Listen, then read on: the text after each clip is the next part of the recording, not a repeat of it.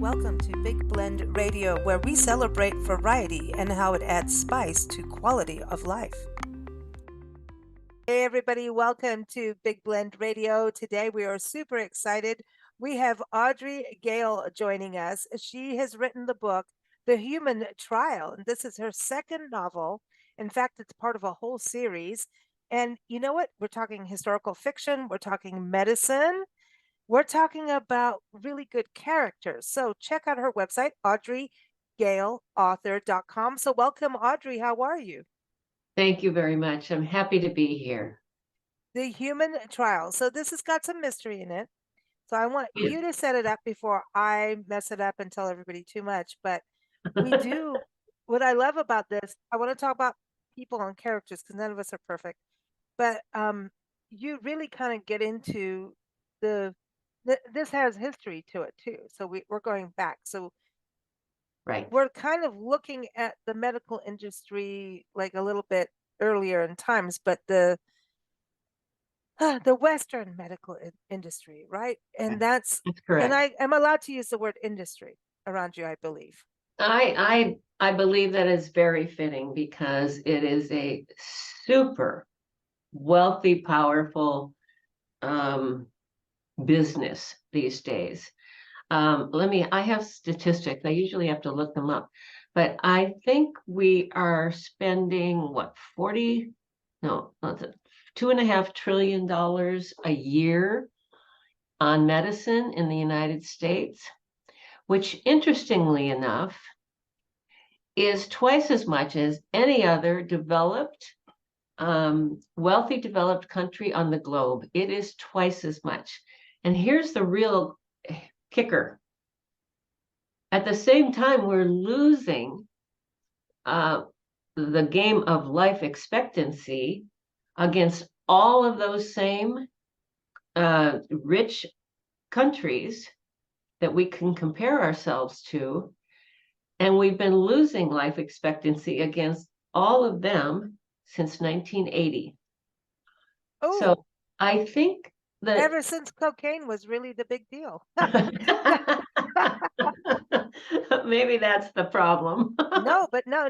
But no, that's interesting because of how America changed in the 80s commercially.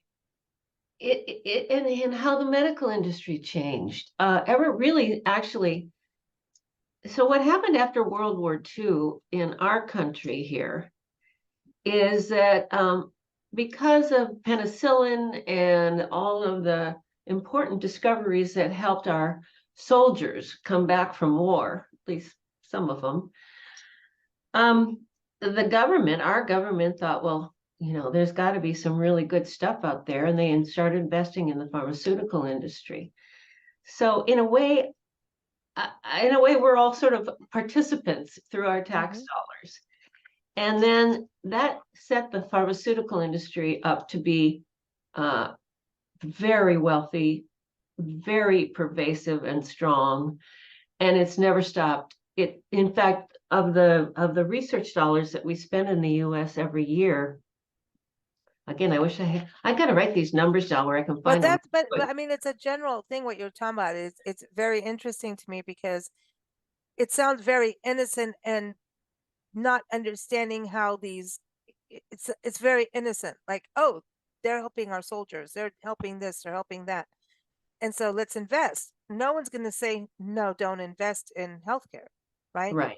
But Right. now how Now it's many, gotten out of whack. I mean, why does Canada have medicine that we don't have?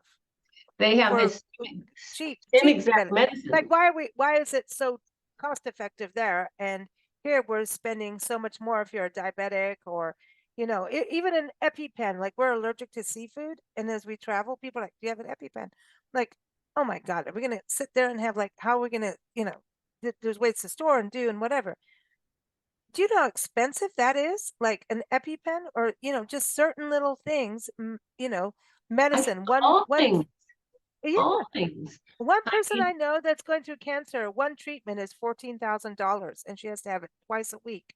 I mean, that it's just outrageous. It's just outrageous. So I'm sure the insurance companies are part of this problem, but I've Yes. come to call it the interlocking directorate.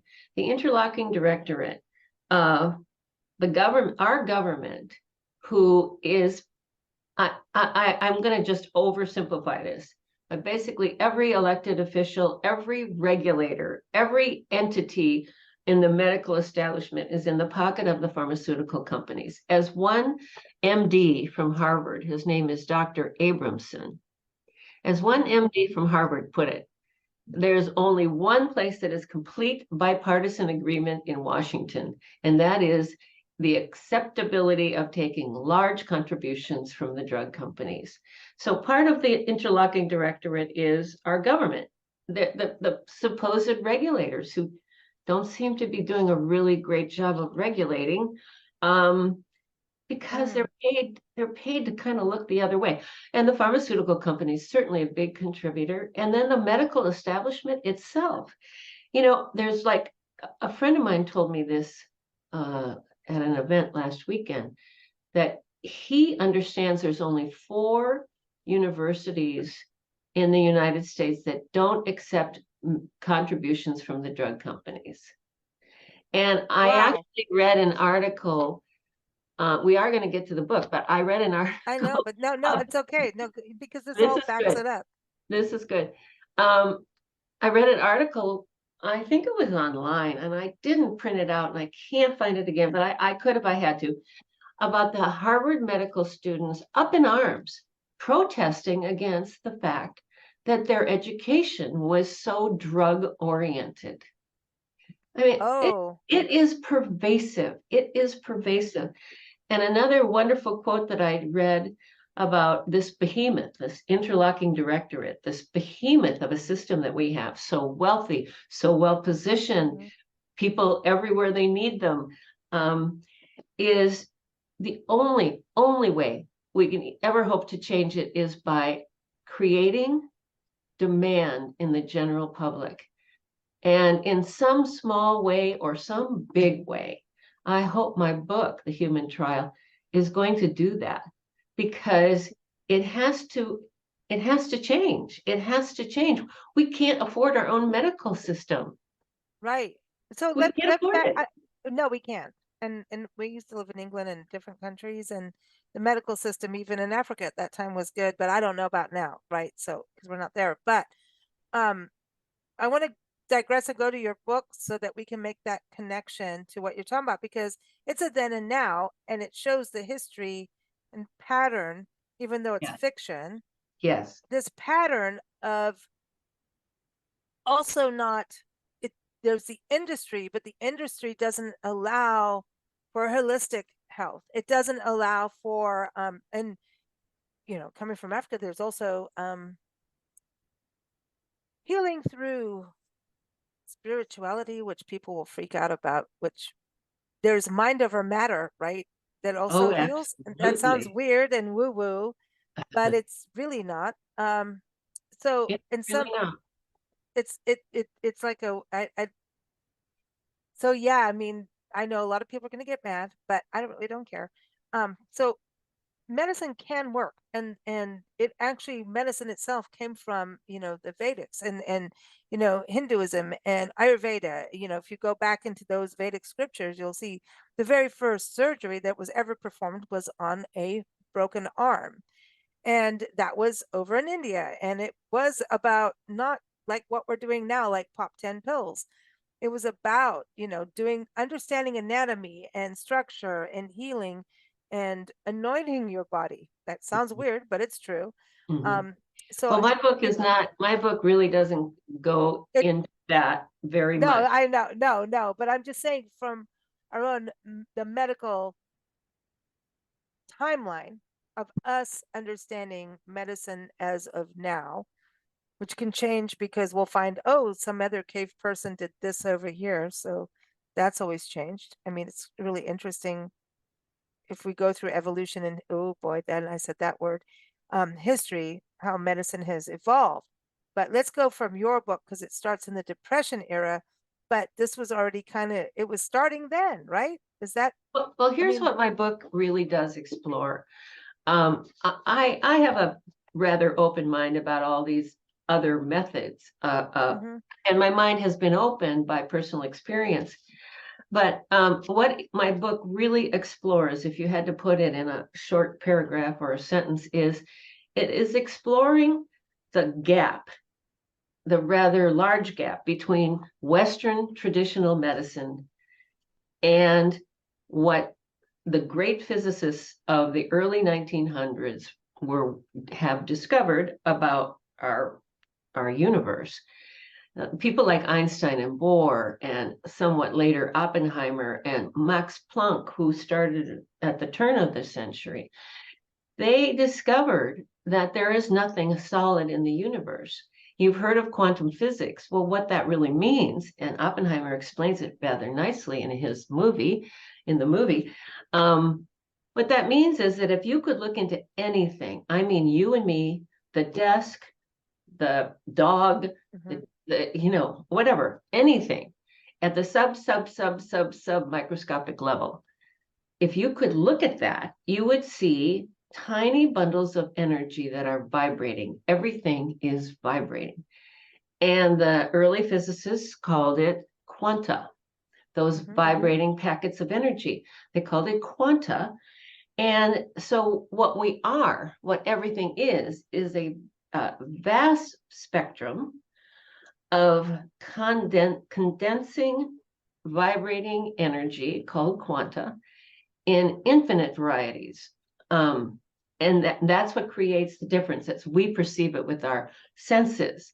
Our senses are reporting what uh, the differences in things, but actually, at their basis, at their most fundamental, we're all the same thing. We are a part of creation. Our bodies are a part of creation. I believe that if you think about that long enough, you'll come to think that means our healthy state must be some form of vibrating energy. Our just like we have our temperature, right? Yeah, So when our unhealthy. temperature's on and off, right? So if you look at it musically, because I think most people understand the feeling and the power of music, right? Mhm. So if you're listening to music like hard rock, your vibration is going to change versus calm new age, woo, you Right, know? So your right. vibration changes, and so does our thoughts and how we act, react, in human emotion. You're changing your vibration. I mean, there's a whole world of sound therapy.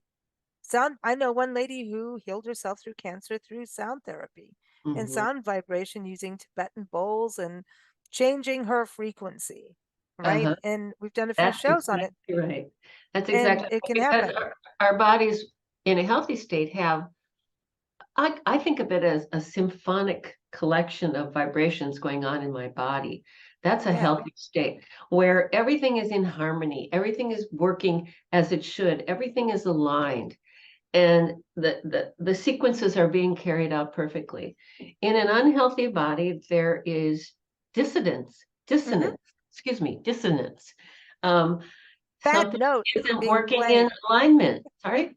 I said bad notes being played. I don't know if it was a trumpeter, who was it, but somebody played a bad note.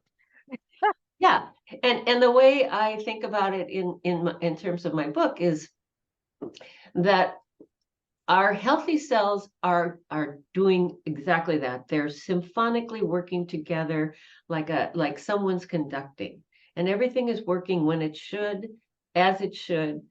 And but when healthy cells start to, for whatever reason, some kind of disease or something entering, they start to send different signals, different vibrations, which travel throughout your body. Your whole body is connected by these vibrational signals. When an unhealthy cell starts to send an unusual or discordant signal, then as more and more cells react, um, the door has been opened to disease. And as more and more signals get crossed, hmm then our state of health deteriorates. Hmm. And that leads to disease. Now let's talk about the storyline, the general, don't give it away. So I we won't. have medicine in this, we have history, we have people, which people are not perfect, which I was saying earlier. So we like that because we can understand because none of us are perfect. So that's the Right. beauty about stories is you get to read the book on your own. Maybe you're in a book club, but it's still yours as you read it. And you may find yourself in there or not, even in the imperfect parts of it. That's the beauty of stories I is agree with you can relate with that and you don't have to tell anybody, oh, I'm just like that person. I did this, so there's a beauty of that. And that beauty can also result in positive change and opening of minds and understanding and opening of hearts too, right? So hearts and minds, um yeah. so tell everybody a general story part so we can put the Right. story with why the medicine and all the that conversation we're having. So there's quite a bit of uh, medical science as well as physics, as I just said, is exploring the gap. But so the physicists discovered this fundamental truth about creation, which is at our most basic, we're vibrating energy. And that was 125 years ago. And I find it rather suspicious, interesting. I don't know the correct word, but it has never entered the realm of medicine, never, 125 years later. So, what happens in my book is yes, uh, imperfect characters. I love those imperfect characters. We all do. I Yes. find they reflect us to us. And so it opens when a young man named Randall Archer, from a violently abusive home in Pittsburgh, Pennsylvania, is finds his way to a full scholarship at the age of 16 Wow. to Harvard Medical. He enters pre-med, he goes through med, and he actually does a specialization there in pathology, so the study of disease. So he is a guy that is driven to leave his past in the past. And so he makes questionable decisions and doesn't think through consequences, just like all of us. And he has great success at Harvard. He's brilliant. He meets another scientist who's a physicist who's working in the medical lab, perfecting a very unique microscope. And they begin to study, to work together in the lab, and they begin studying. So the physicist doesn't have all of the no-nos that are Mm-hmm. placed on the medical people. So he wants to see what it looks like if you take live specimen, put them on a specimen slide, like on the cover of my book, and look at them living. Now, even in today's world, um, most specimen are still studied. They're dead. We're studying the secrets of life through dead specimen. And People. the reason they're dead is because the microscopes are not powerful enough to see them in the living state. Now, this physicist is inventing a much, much, much more powerful microscope. And they are able to look at the live specimen and they almost immediately start to run into trouble with Archer's medical education. They're seeing that all diseases, whether you call them viral or fungal or bacterial or whatever, they all seem to have this tiny, tiny little microbe in the most virulent form, like in terminal patients. Speaking of a dog, here comes one. And We love dogs. we do, we love dogs. Hi, Madison. Anyway, so they keep working, but Archer's getting more and more worried about it because he realizes that it's kind of undoing what he was taught. And so they end up finally going through the stages of testing Now their. don't give everything away. I'm I just won't, I won't. reminding you. But it's but as they continue their research, they get further and further from medical establishment training, and they get into more and more trouble. Mm. Well, I like that because I think during COVID, the country was divided, and not just this country, right? We were all divided on, oh, get your shots, don't get your shots, this, that, and the other. And Yep. Yep. um, I have friends who have worked in the companies that created the shots and said, don't get the damn shots. I'm telling you, don't. And then other people on the industry side, the medical side, and doctors included, going, you better get them. And we're all going, what the hell? And we traveled the country full time during this, and we're fine. So Yeah. I'm just saying, you can get, obviously, COVID is real, right? And these Right. bacteria, I mean, it's It's a virus. these, it's real. It's real. And we're going to have more of them as we have climate change too. Yeah. So I find this very timely with what you've written, because as things change, and I think that's also interesting because you did it in the Great Depression era, Yeah, there's a which reason for that. things were changed. They were changing. We were changing climate then, Oh, of course. if you think about it. We've probably been changing climate since, Oh God, man forever. proliferated over the globe. Ever But since we lit our first cave fire. I use the depression for two reasons. Number one, my book is inspired by two actual scientists who I was able to learn about and research. And I didn't want to, because the underlying science was so challenging for me, because I'm not a Yeah, that's physicist, that and I'm I'm not a like going, math. that's, you had to geek out on stuff that normally it's like, oh my God, these are words that we have to like actually look up, and then have to look up the description. You know what I mean? Like that's the stuff you had to do this. So your Oh, book, The Human Trial. it was years of research. It was years of Oh research. my gosh, I And bet. luckily I had a really reputable, really well-known, actually, physicist advising me, and I had a pathologist advising me. So I always had a way of sort of coming back full circle and making sure I understood. But anyway, it's based on these two guys, and they actually worked during the Depression era. And so I did it because of that, number one. But number two, as a writer of fiction, you kind of have to keep your characters under pressure all the time.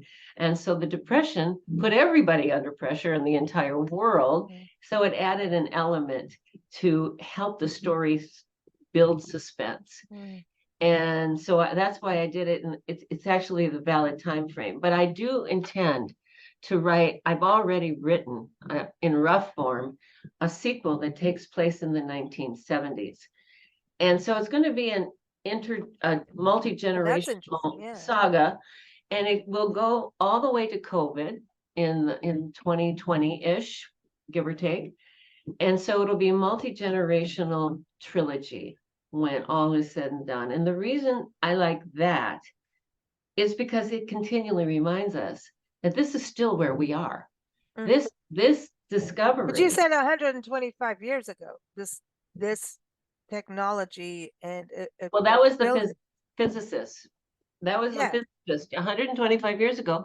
And then these two scientists who were working together on this discovery of how to use the vibrational rates of a diseased microbe to kill it. They were working in the 30s. Wow.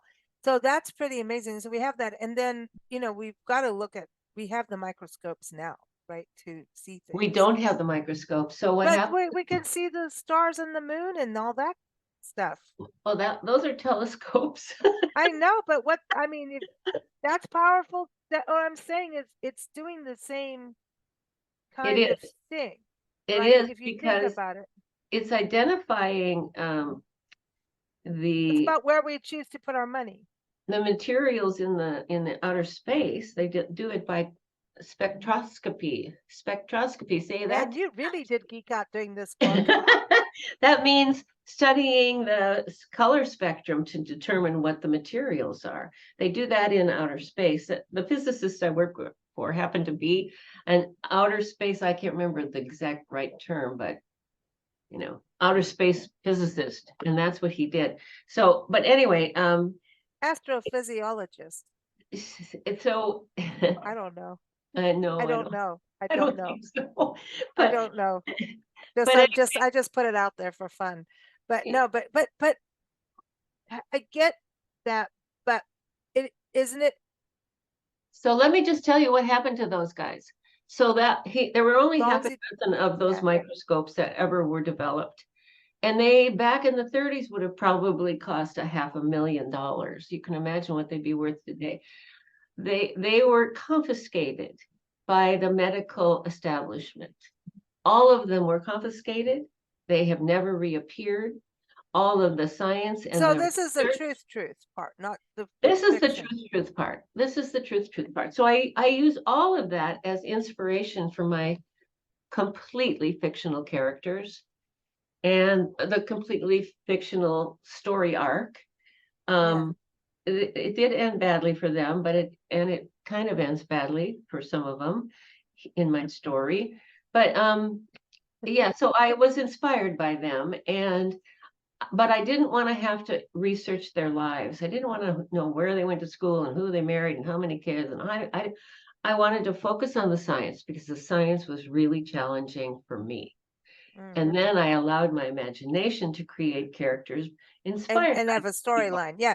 Yeah, Because if it's not as if you don't have a story or people, no one wants to read a science book unless they're a geek science person. And I geek out too, but it's yeah, hard. Like you had to totally geek out. And I mean, I use the geek word in the highest form of flattery because I think folks who like what you've done is amazing to thank do you. that, to bring it to my brain and Yeah. how I can ingest it.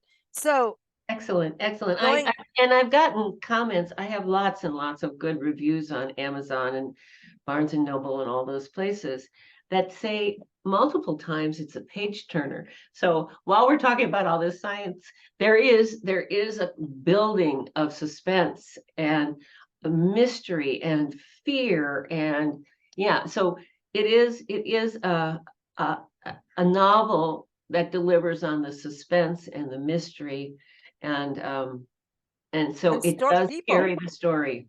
The people carry the People. story. Yeah. Yeah. So I'm going back to the microscope.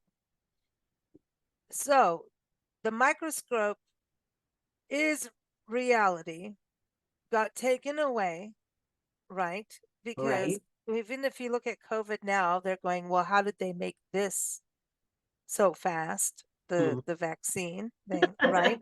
So Yep. so so you know, I don't want to get in trouble with everyone's political stuff. I'm just saying, um, I'm just a person, and I'm imperfect. But going back to this microscope, why I go to how far, and I love that the Harvard part is there about the drugs and everything. Because at one point, even in the 40s and 50s, like my grandfather was on 50 drugs at one time Oh my because God. of how they were doing it, right? Oh my God. And I oh, he was the first person even to have a heart operation. I'm going to say operation because I don't know I can't, I don't want to say it wrong, but, and they moved him using acupuncture. It was televised.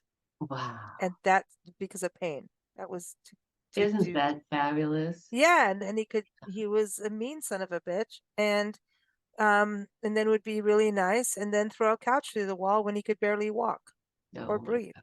Wow. So what happened with what the medical industry did to him, like a guinea pig, but I don't know if the doctors realized it all until my mom and her brother, as kids, drove a car to LA hospital and said, what the hell are you doing to my dad?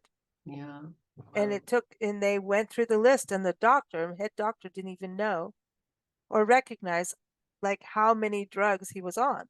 So how far is the machine going? I don't know if the doctors are as involved as the actual industry itself, kind of like the tobacco industry and all of those industries. So I'm Right. wondering about that. There's a very high level of the medical establishment that I think is involved in the suppression of the science and suppression of all alternative forms that might threaten their wealth and their hold and their power in this industry. It's being threatened. At the back of my book, there's a brief bibliography. So if you too wish to geek out, you can go to my bibliography. And And there's some geek the heck out. really, really some interesting titles. One of the most interesting titles is called Life on the Edge, the subtitle being The Coming Age of Quantum Biology. That tells you we're moving here. The quantum theory is finally going to move into biology and medicine and into our treatment, which is where it belongs. There's a couple of them that write about the electrical systems in our bodies. And for me, I am kind of a geek. It was absolutely stunning. What one doctor in the 50s was talking about how our systems change in reaction to, say, an injury.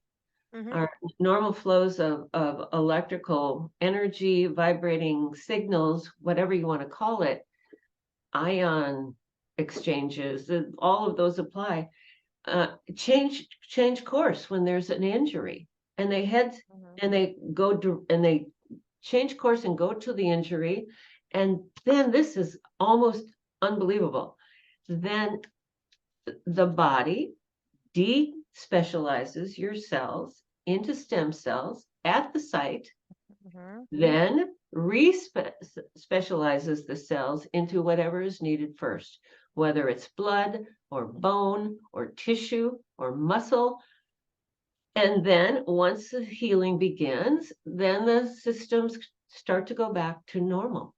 Hmm. It's just absolutely But stunning. look at stem cell, you know, look at Christopher Reeve, right? Didn't he was one of the first to stand up about stem cell research and healing. And look how the medical industry went against that. You remember Oh, that when you I think don't about, actually remember that, but I do know that if it's not patentable, then there's not a lot of interest in yeah, our current system. but it took a long time for stem cell research and everything to happen in this country. And I don't know about other countries, but a lot of times they're behind a third world, right? But you were talking about earlier about countries on our supposed level. Uh-huh, uh-huh, uh-huh. You know what I mean? I Being a think they're little ahead. actually, I think they're actually, in fact, someone asked me what I would do if I had a serious diagnosis.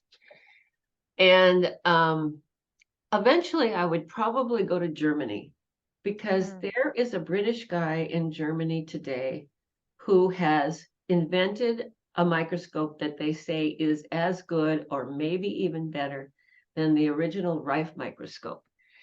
And he's using this science to treat humans.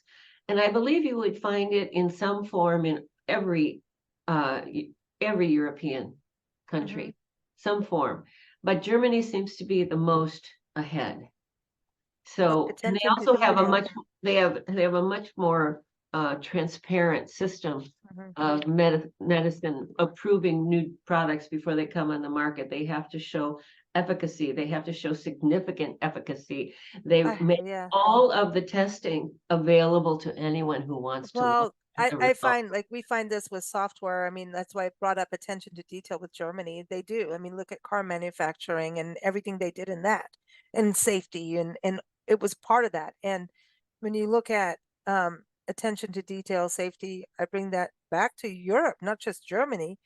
Even our software these days does nothing. What you tell me about software in this country? We have software engineers and apps that all come from something else that was derived, right? Okay, Mhm. we have Google, we have some things, right? Yeah, Absolutely. yeah, But most of all these different things that we need to use in day-to-day life beyond the Googlies, um, turn out to be in overseas area. I find that fascinating. So I yeah, think the whole thing you're talking about in regards to this Microsoft microscope over there is pretty um kind of the way it is these days, right? It's interesting. yeah. I don't know much about that particular industry. I've been up to my eyebrows in physics and medicine for so many years. I'm How did just okay, but coming up for did it breath. help you coming out of banking? You were in corporate banking coming into this.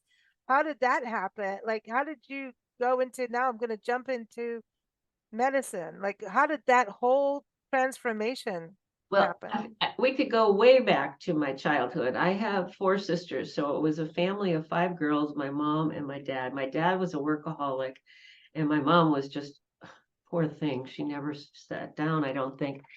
But when my dad would come home from a long day at whatever he was doing, everything changed in our household. And all of a sudden we had to like dress properly and take the bobby pins out of our hair and come to the table and be nice little girls. And so I started early thinking, what does he do when he leaves the house that makes him more important than all of us? So when I went to college, I got a business degree Mm, because I thought that must be the secret. He goes somewhere and he does business. So, you know, so I entered the banking world basically because that was where I was thinking. Um, and I had a great experience, but I eventually just completely tired of corporate gamesmanship. It can be pretty nasty out there, and people taking mhm, credit for things that don't belong to them, people stealing ideas or whatever, you know, jockeying for position, playing politics, all of that. And I just tired of it. I did it for 21 years, and I really just walked away and said, now I'm going to do what I really, really, really wanted to do all my life. I'm going to start writing books. So mm. um, I tried to write this story some years ago, but the book industry in itself was so confusing to me. Oh, really? Yeah, the voice of And it changed experience. over the last 20 years. I mean, I Oh, know you work with Books Forward and so do we, and we've been working with them for over 20 years, 20, uh, 20, insane amount of years. And they're one of the best for anybody in the world of getting your books published and promoted and honest. And I remember the world of self-publishing at the very beginning and going, oh, holy cow, and them going, oh, we got to fix something's got to change. It yeah, can't be. And yet at the same time, here's the big muckety mucks, kind of like the music industry, right? yeah. Um, I think authors may have it a little bit better. I don't know anymore. I don't I know. don't know. It's changed. Podcasters don't get it because But everybody else gets it anyway. yeah, So, it continues to evolve, and it's always been a hard business. And I think the way publishing has gone in a way, which is sad, is it's not so much about the quality of your writing or the quality of your story or any important messaging that might be going on. It's really about celebrity.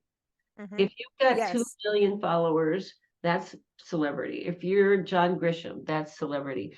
Yep. And they just can, they just it's even the editing has really fallen down. They just can turn those books out and people will buy them. And God bless John Grisham for all of his. Britney Spears just published one out of nowhere. Like, here it is, boom, out in weeks. Wow. I'm not knocking her because she's had a crazy life and Yeah. maybe she's been sitting on it for years and needed Yeah. to tell her story. And I've heard good stuff about it. So I'm not knocking it. I'm just saying it's odd. It's celebrity. It's celebrity. What you're saying is it's celebrity. And hmm her book will sell and it will be promoted by whoever published it because she's got a huge following. hmm Easy sales are better than hard sales. I will give everybody that. I understand why. Yeah. I understand.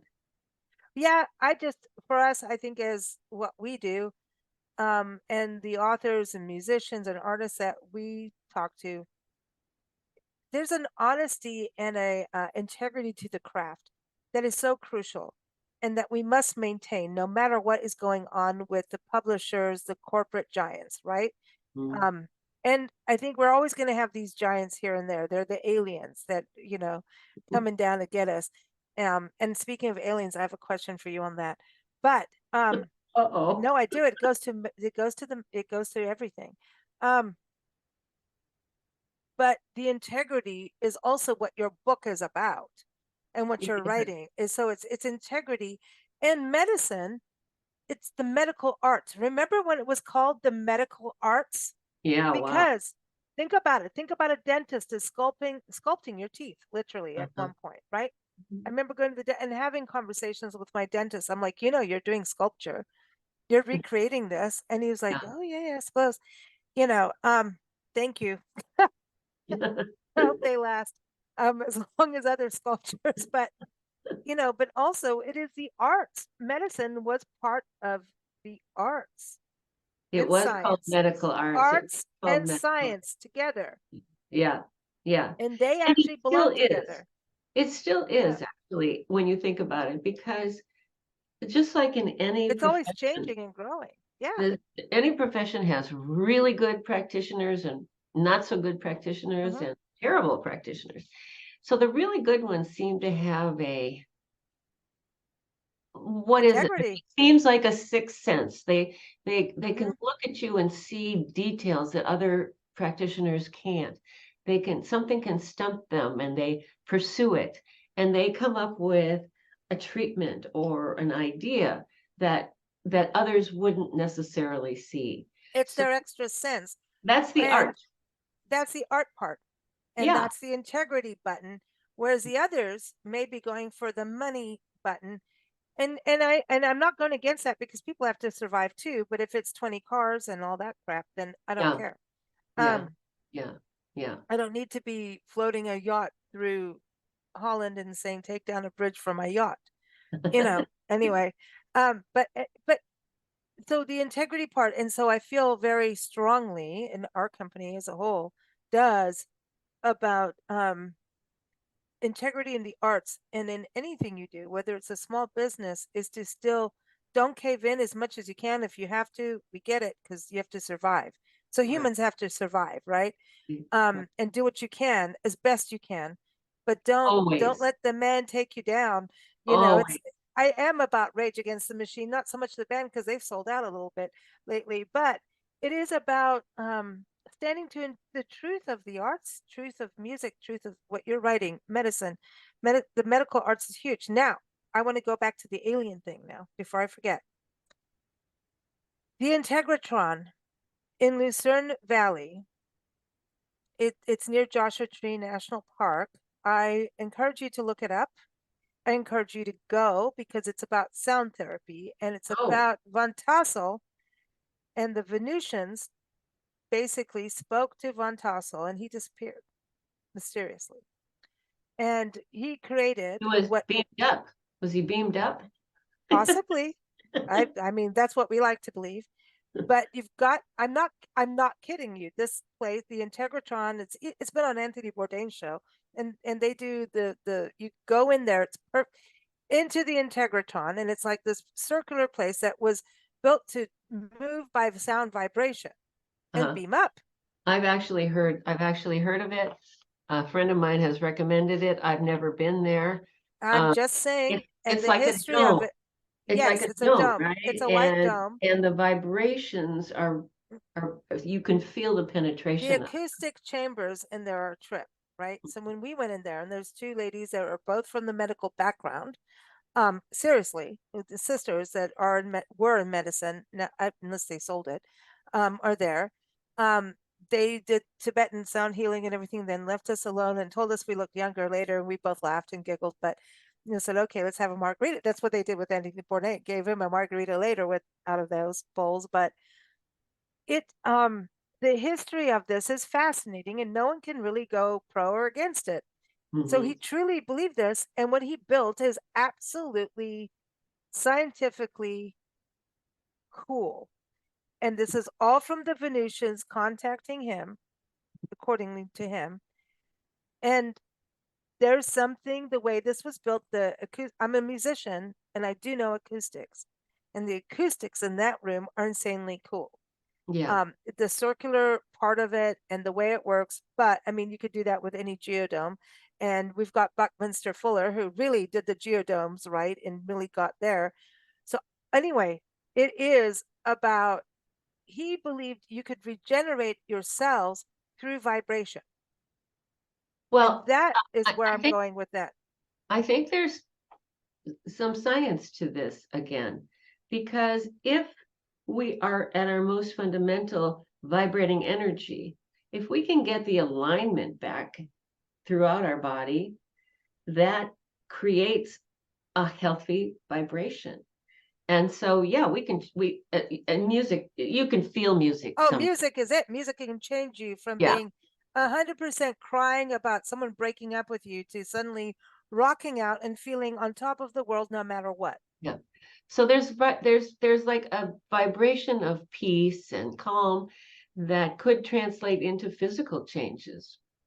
And Exactly. Well, it and is that's what health is. emotional because That's what your health is. hormones go according to your mood too. They can Mhm. either dictate or you can change your hormonal attitude. You can dictate that, right?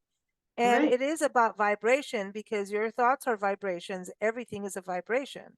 Mhm. That's like when I used to perform, I was barefoot. Not that I wanted to be Janis Joplin, though I love her. It was about I can feel the earth. I can Uh-huh. feel stuff, even if I was on stage, especially if I was on a wooden stage, I needed to be more connected to that than ever because shoes would throw me off. And Yeah. I have fallen off stage. Thank you. It's interesting. Something you said earlier is something my dad always said. And that is the mind is the maker. And it takes a while to get your arms around how really true that is. But what we believe Mhm. will heal us will probably help heal us. What we believe won't heal us probably won't heal us. And in every other phase of life, what we are open to, what we're curious about, what we're willing to pursue, those things all have an effect physically on our body, and vice versa. Our Absolutely. physical bodies have an effect on that kind of mental, spiritual, you know, that realm of our being.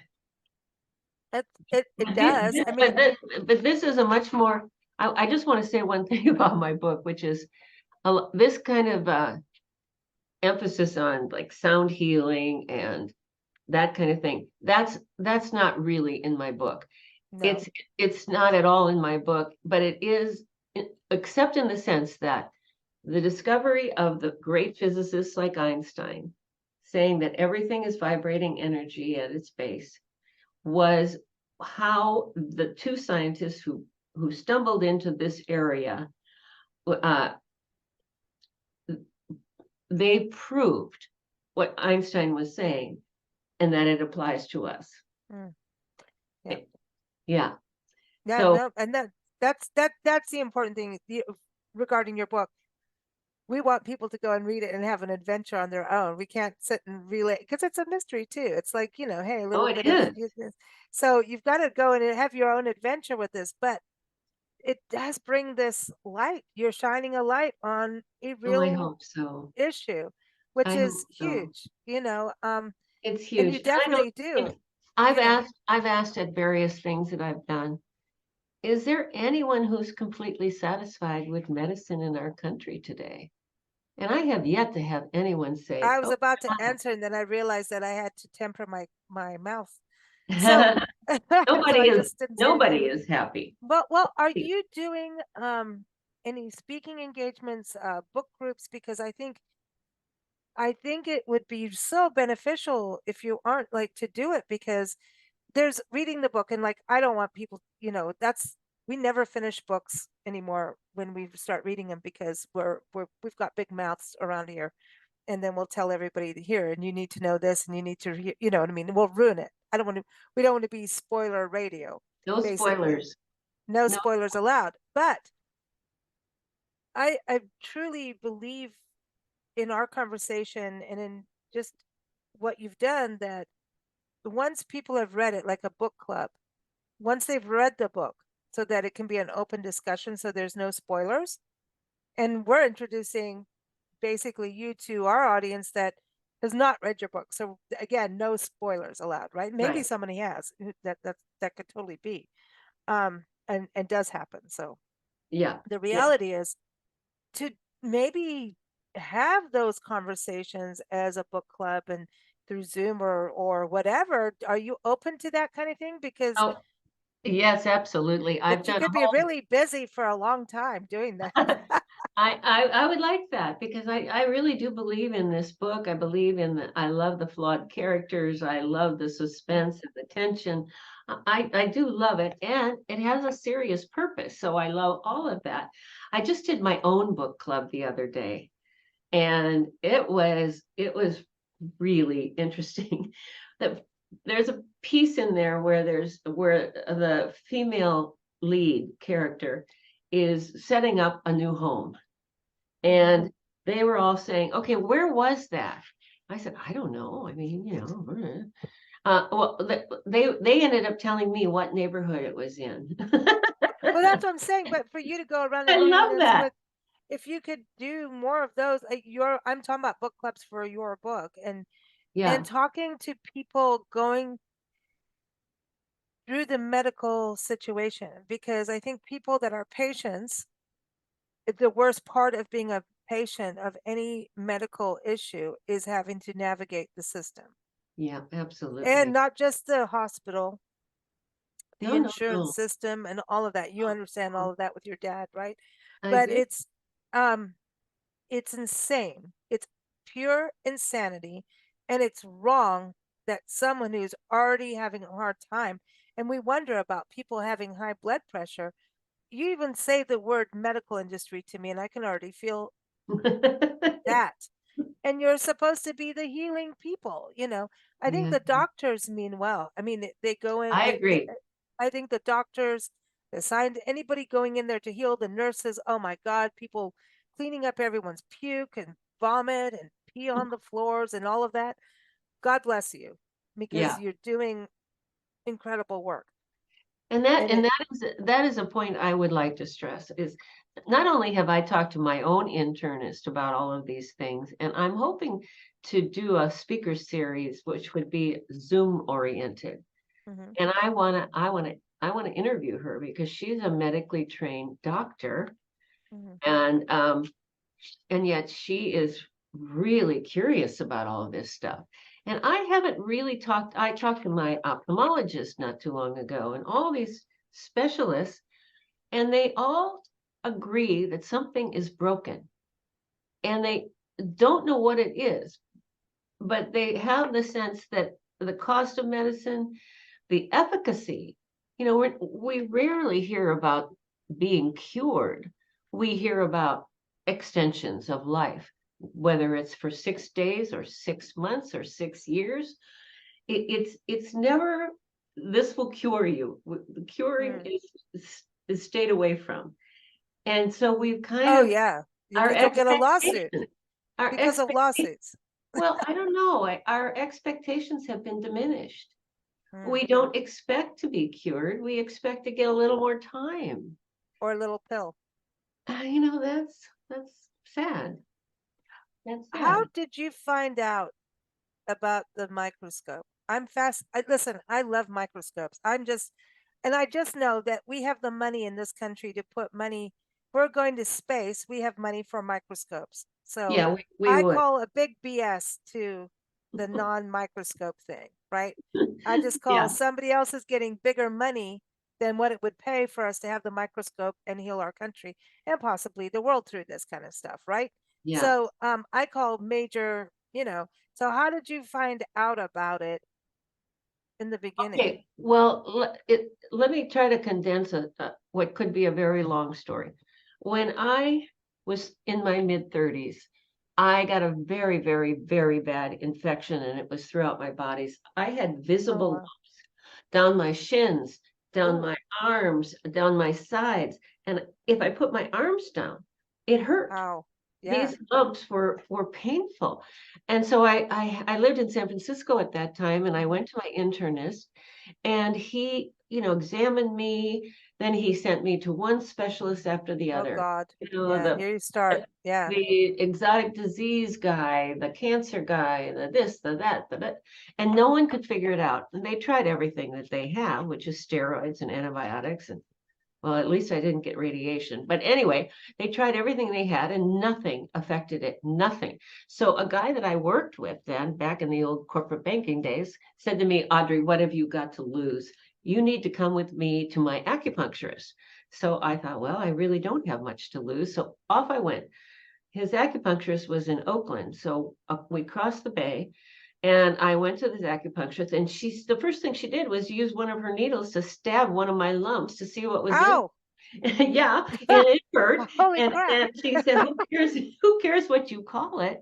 You have a major infection throughout your body. Well, I had come to think of it, you could see that it was connected to the lymph system. You could see it. Oh yeah. So I thought I had lymphoma. She gave me a treatment. Then she sent me to her doctor brother, Dr. O number two, who was the herbalist. And he gave me this nasty bunch of powdered herbs and said, you may not eat anything. You may have vegetable smoothies with as much garlic and onion and Oh these yeah, herbs yeah. as you can possibly tolerate, and you can have it as many times a day as you want, which what a benefit.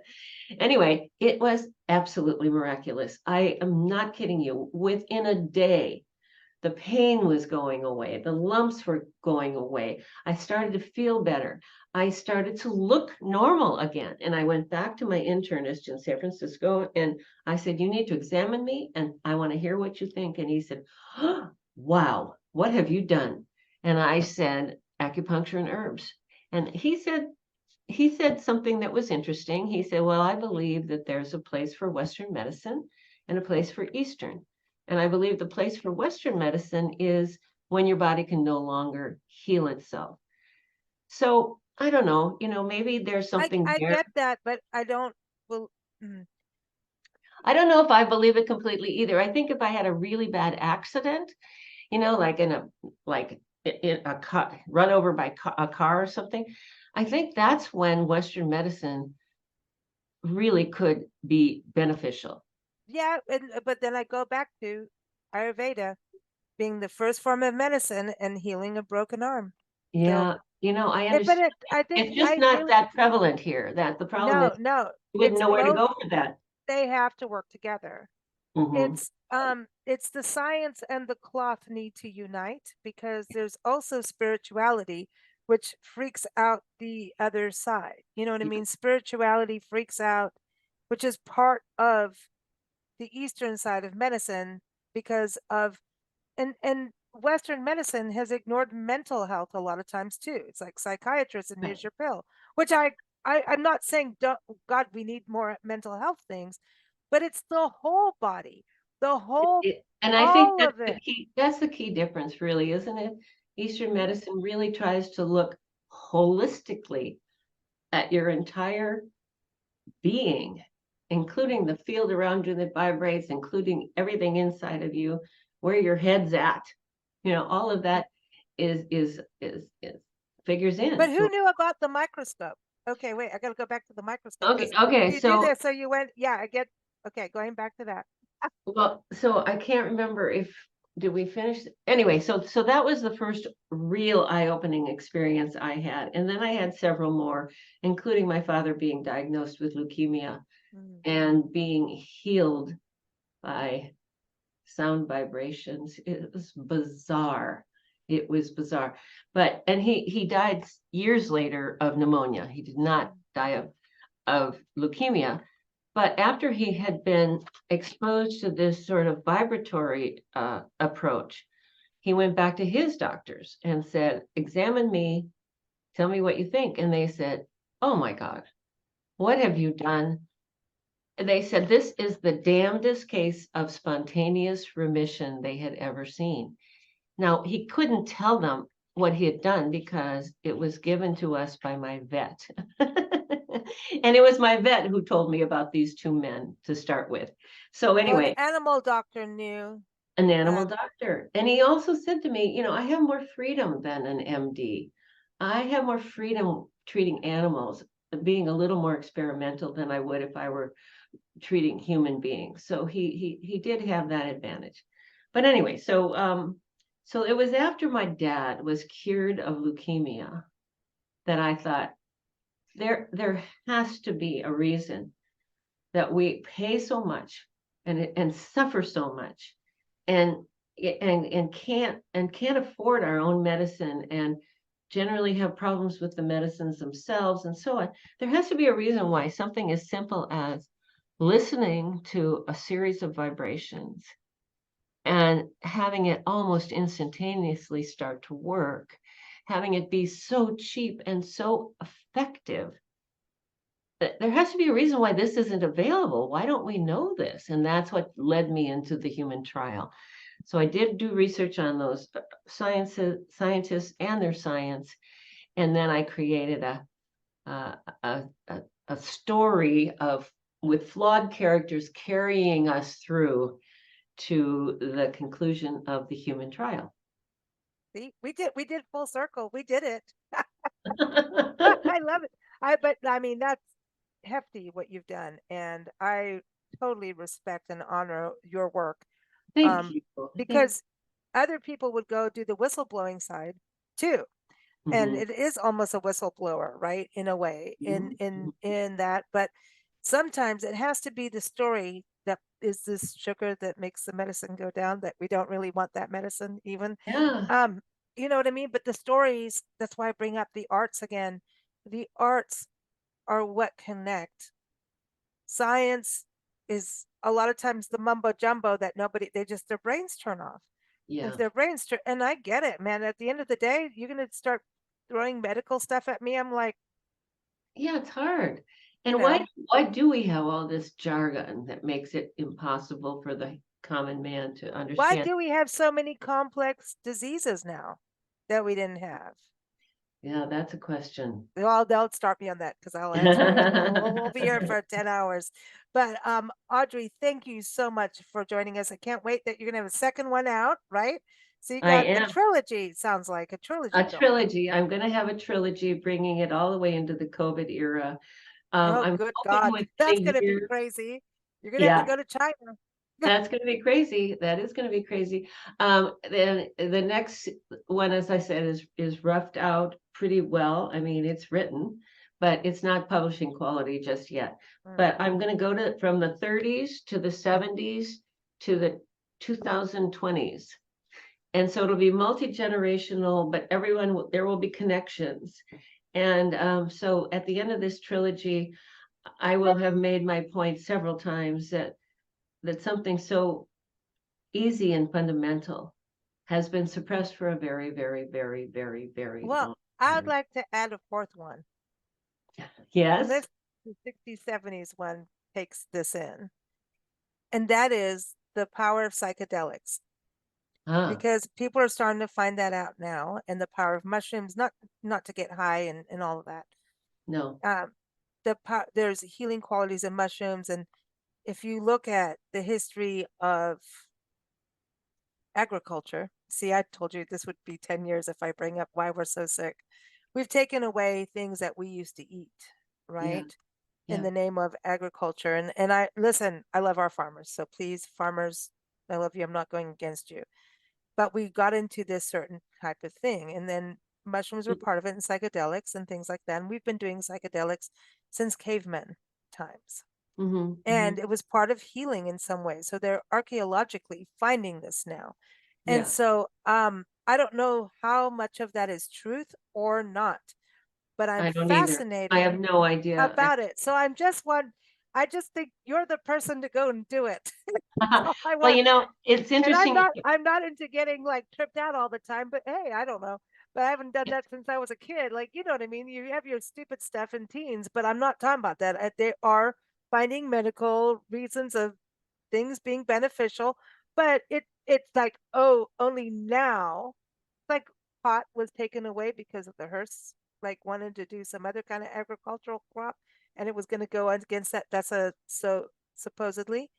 Um, so there's always a reason, an industry reason for some things not coming to be taken away from the table that we were already doing as a human Yeah, society. it's called So money.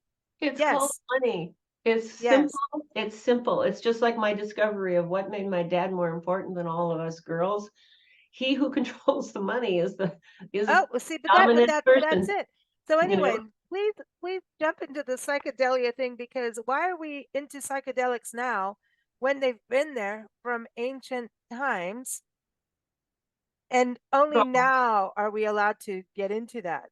I So, will add to that thought about that. I know nothing about that world, but I do have a very dear friend who has suffered major depression, really serious depression, and he is under a doctor's care doing something called ketamine.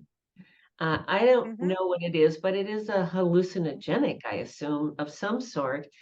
And he tells me that he feels like under the doctor's care, so he's very safe. mhm, He feels like he can feel his brain changing. So amazing. I think what you're saying has some validity. Not I that I don't know know anything. anything about it. I've just listened to a bunch of stuff that I shouldn't probably listen to. I don't know.